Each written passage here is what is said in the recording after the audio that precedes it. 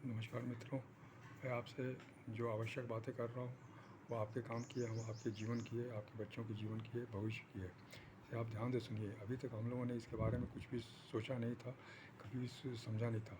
जब से हम लोग होश संभाले तब से हम लोग या तो गुलाम भारत में पैदा हुए या फिर आज़ाद भारत में पैदा हुए। आज़ाद भारत मतलब जस्ट आज़ादी मिली, उस समय के हम लोग प्रोडक्ट हैं। तो हमारी जो सोच बनी है वो हमेशा बहुत ही सीमित सोच बनी है, बहुत ही संकुचित सोच बनी है। सिर्फ अपने जीने खाने के बारे में हम सोचे हैं और इसके अलावा हम कुछ नहीं सोच पाए। अपने बारे में, समाज के बारे में, देश के बारे में हमारा कोई ऐसा मजबूत विचार नहीं बना। हमने हमेशा से यही सीखा कि कमाओ खाओ, अच्छे से पढ़ाई लिखाई करो और कमाओ खाओ। जो अच्छे से नहीं भी पढ़े लिखे वो भी मामूली नौकरी करके कमा खा रहे हैं। यही हम लोगों ने अनुशासन सीखा है। शुरू से हमको यही सिखाया गया कि जो भी है हम बाहर जा रोजी रोटी कमाएंगे। ये एक बहुत बड़ा एक अनुशासन था हर इंसान के लिए। तो हर राज्य से लोग जो है वो काम के स्थान पर पहुंचने लगे। जैसे आज़ादी मिली तो उसके बाद हमारे प्रधानमंत्री ने 3 स्टील प्लांट की फाउंडेशन रखी, नींव रखी। पहला राउरकेला, फिर दुर्गापुर, फिर भिलाई। तीनों जो स्टील प्लांट थे, दोनों जो इस्पात संयंत्र थे, तीनों विदेशी सहायता से बनना शुरू हुआ। और उसके कारण लोगों का पूरे देश से लोगों का यहाँ पर पलायन शुरू हो गया। सब लोग अपने घर छोड़ छोड़ करके यहाँ आने लगे और भेड़ बकरी की तरह यहाँ पर आके बसने लगे और हर तरह के काम करें। क्योंकि उस वक्त पढ़ाई लिखाई बहुत कम थी, एजुकेशन बहुत कम था, इसलिए लोग जिस स्तर पर रहे, मज़दूर के स्तर पर, कुली के स्थान पर, लेबर के स्थान पर, कहीं भी हुआ वो आके यहाँ पर बस गए और यहाँ पर उन्होंने काम करना शुरू कर दिया। उस समय 100 रुपये, 120 रुपये तनख्वाह मिलती थी और वो काफ़ी थी चलने के लिए या काम करने के लिए। फिर एक आदमी ने 10 आदमी को बुलाया, 10 आदमी ने 100 आदमी को बुलाया। इस तरह से पूरा गांव का गांव जो है खाली होने लगा। वहाँ पर खेती गृहस्थी बर्बाद होने लगी, घर बर्बाद होने लगे। वहाँ जो लोग रह गए थे वो लोग जो नहीं आ पाए वो वहीं पर रह गए और वो अपने आप को असहाय और असुरक्षित महसूस करने लगे। यहाँ जो लोग आए वो अपने आप को सुपीरियर समझने लगे कि हम शहर में हैं, अच्छी नौकरी कर रहे हैं, अच्छे पैसे मिल रहे हैं, हमारे बच्चे बिजली पानी के सुविधा में हैं। गांव पर बिजली पानी का संकट है, लोग अंधेरे में रहते हैं, सड़कें नहीं हैं वहाँ पर, इसलिए वो लोग आज इन्फीरियर हैं। इस तरह की भावनाएं डेवलप होने लगी और वो लोग घर का नाता वहाँ से टूट गया। इस तरह से पारिवारिक स्थिति बिल्कुल छिन्न भिन्न हो गई। यह चीज़ शुरू से ये अंग्रेज़ों ने इसको इनकरेज किया और वही चीज़ बाद में भी कंटिन्यू करती गई। तो हमारी सोच सिर्फ यही बनी कि हमारा पेट कैसे भरे, हमारे पॉकेट में कैसे पैसे हैं। इसके अलावा हमने कुछ भी नहीं सोचा, कुछ भी नहीं सोचा। कोई भी हमारे हमारे मन में विचार नहीं आया अपने जीवन के बारे में, अपने सोच के बारे में, अपनी क्षमताओं के बारे में, अपने व्यक्तित्व विकास हो, पैसे की समस्या हो या पैसे की समस्या को हल करने का हो, स्वास्थ्य के बारे में कहीं भी हमने कुछ सोचने की ज़रूरत नहीं समझी। और हम एक कमज़ोर व्यक्ति बनते गए, हम एक निर्भर व्यक्ति बन गए, हाथ पसारने वाले व्यक्ति बनते गए। और हम यही एक अपना रास्ता अपनाया कि हम अधिक से अधिक हाथ फैलाएंगे, लोगों से मदद मांगेंगे, सरकार से मदद मांगेंगे और सरकार हमको मदद कर रही है। सरकार हमें पेट में अन्न डाल रही है और पॉकेट में पैसा डाल रही है। बस यही हमारा काम है। इसके अलावा हमने कभी भी कोई सीरियस बात, गंभीर बात नहीं सुनी। हमने ये भी नहीं सोचा कि हम जो यहाँ से भाग के जा रहे हैं, दूसरे शहरों में जा रहे हैं, वहाँ क्या स्थिति होगी और यहाँ गाँव की स्थिति क्या होगी, क्या असंतुलन पैदा हो रहा है, यह किसी ने नहीं सोचा। और इसको बल्कि सरकार ने बढ़ावा दिया। और जो भी पार्टियाँ थीं, जो भी राजनीतिक दल थे, जो भी शासक दल थे, उन लोगों ने इसको भरपूर बढ़ावा दिया, लोगों को इनकरेज किया कि वो वहाँ से पलायन करें। और देश के हर राज्य में हर राज्य के लोग मिलने लगे। विशेष रूप से पूर्वी और उत्तरी राज्य के लोग अधिक पलायन किए। पश्चिमी और दक्षिणी देशों के राज्यों के लोग हैं, उन्होंने पलायन किया लेकिन उतनी मात्रा में नहीं किया। उनकी भी संख्या थोड़ी कम थी, परसेंटेज वाइज थोड़ा सा वो कम उनका पलायन हुआ। आज भी वो लोग वहाँ पर रह रहे हैं, आज भी अपने घर पर रह रहे हैं, अपने स्थान को छोड़ नहीं रहे हैं, वहाँ से संबंध बनाए हुए हैं। लेकिन पूर्व और उत्तर के राज्यों से भरपूर पलायन हुआ। आज बहुत कम ऐसे लोग हैं जो अपने घरों से संबंध बनाए हुए हैं, अपने गृह नगर से, गृह गांव से संबंध बनाए हुए हैं। तो बहुत कम लोग हैं और अधिकतर लोग जो जहाँ रह गया वहीं पर रह गया। जो चाहे वो राजस्थान हो, चाहे वो दिल्ली हो, चाहे मुंबई हो, महाराष्ट्र हो, गुजरात हो, जहाँ भी है वहाँ पर वो अपना व्यवसाय वो अपनी व्यवस्था कर लिया। 50 साल रहने के बाद स्वभावतः वहाँ पर रहने की सुविधा मिल जाती है रहने की जगह मिल जाती है, और हम लोग वहाँ रहना पसंद कर लेते हैं, क्योंकि हमारे वहाँ बच्चे भी हो गए, तो बच्चे भी वहाँ रहना पसंद करने लगे, तो हमारा वहाँ पर एक लगाव हो गया, एक हमारा एंकरिंग हो गया। गाँव से हमारा संबंध टूट गया, क्योंकि संबंध हमारा था ही नहीं, ख़त्म होता गया। हमारा जाना आना नहीं होता, जाना आना होता भी तो फिर हम एक गेस्ट की तरह जाते हैं, अतिथि की तरह जाते हैं, और फिर वापस चले आते हैं।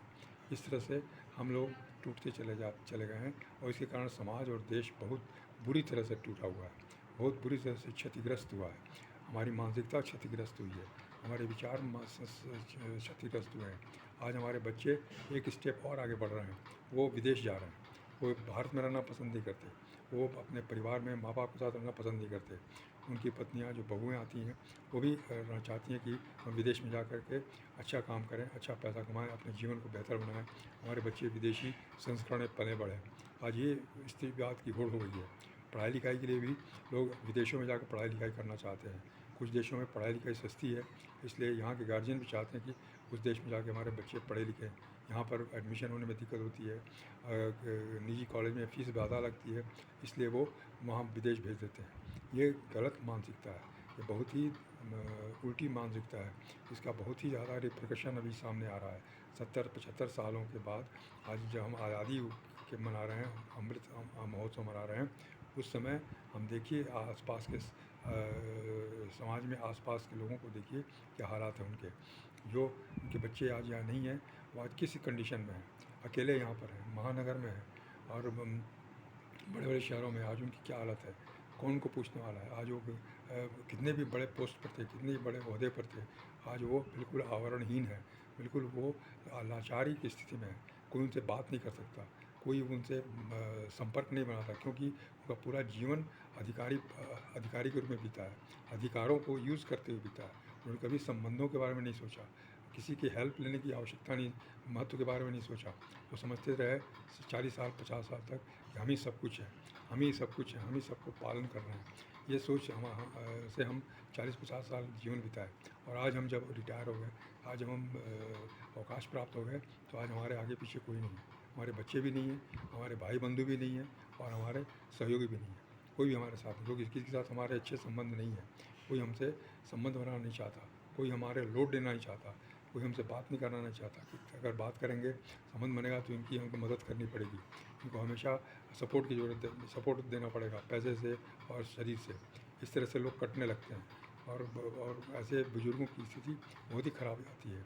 कई लोग वृद्धाश्रम में चले गए। आज यहाँ भिलाई जैसी जगह में, छोटे छोटे शहरों में वृद्धाश्रम खुल गए। यहाँ की वैसे लोग हैं जो पैसे हैं उनके पास, लेकिन उनको देखने वाला कोई नहीं, उनकी देख रेख करने वाला कोई नहीं।